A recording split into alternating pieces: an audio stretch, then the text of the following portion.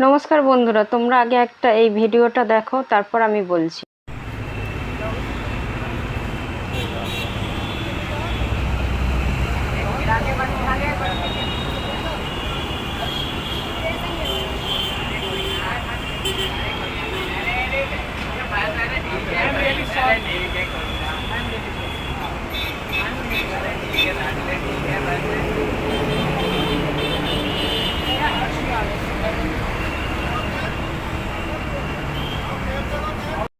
এই ভিডিওটা দেখে কি বুঝতে পারলে?